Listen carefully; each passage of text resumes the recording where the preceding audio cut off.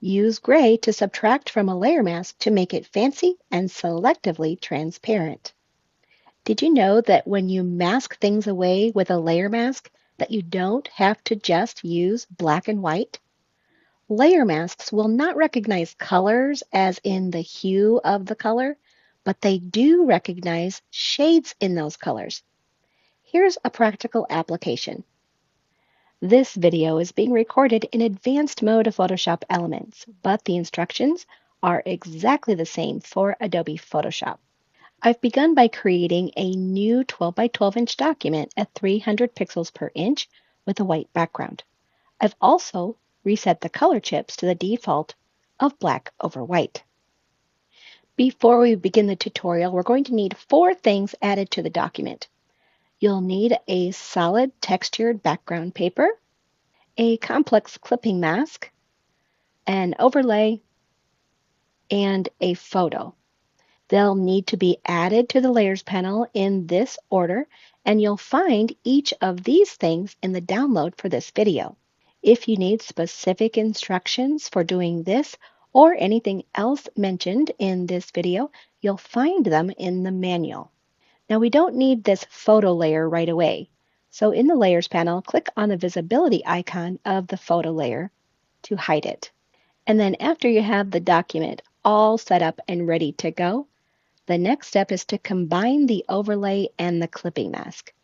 First, we're going to fill this overlay with black. So in the Layers panel, click on the overlay layer to activate it. And then because black is the foreground color chip, press Shift-Alt-Backspace in Windows or Shift-Option-Delete on a Mac to fill the pixels of that layer with that foreground color.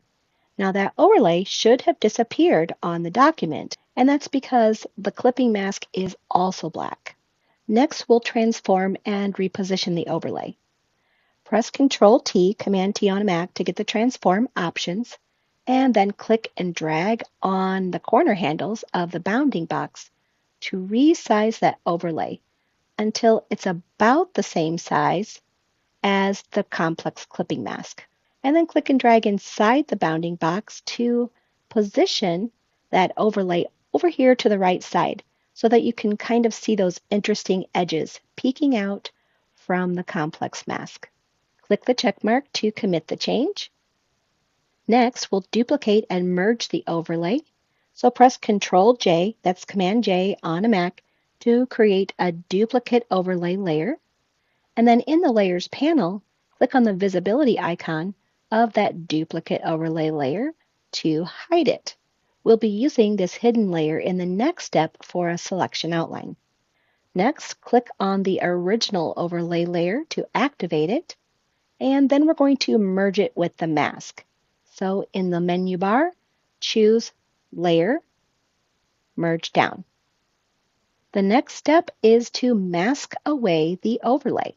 In the Layers panel, that clipping mask layer should be active, and then we'll need a layer mask. So click on the Add Layer Mask icon. That will add a solid white layer mask to this layer, and a solid white layer mask will always reveal all the pixels of that layer. Next, we'll need a selection outline. Holding down the Control key in Windows or the Command key on a Mac, click on the thumbnail of that hidden overlay layer to get a selection outline. Even the selection outline of this layer is gorgeous. Now back in the Layers panel, that layer mask is still active. And notice that when we added that layer mask, the color chips turned to white over black. That's the default for a layer mask, but you don't just have to use white and black. If we were to fill this selection with black, it would hide those selected pixels. But let's change this background color chip by clicking on the background color chip, and in the color picker, I'm going to choose a 25% gray, and then click OK. And now that light gray is the background color chip, and in the Layers panel, that layer mask is still active. And I have that selection outline. So let's fill that selection with the new gray color by pressing Control Backspace in Windows or Command Delete on a Mac. If you look in the Layers panel, you'll see that that gray color has been filled in with that selection. Press Control D, Command D on a Mac to deselect. Okay, this looks really pretty, but really you don't completely understand what's happening to a mask unless you clip something to it. So let's go into the Layers panel and click on the visibility icon of that photo layer to reveal it. Then click and drag that photo layer directly above the complex clipping mask layer. And finally, in the Layers panel, choose Layer, Create Clipping Mask. So here was that complex clipping mask before I added a layer mask. It's just solid and still pretty. But here it is after I added the layer mask. There's now extra transparency within the mask, and it gives it a lot more detail. So that's how you use gray to subtract from a layer mask. Here's the scrapbook page that I made using my photo and a different overlay and a different mask. If you found this video helpful, please give it a like and consider subscribing to our channel. This has been Jen White with Digital Scrapper. We help you get your stories told.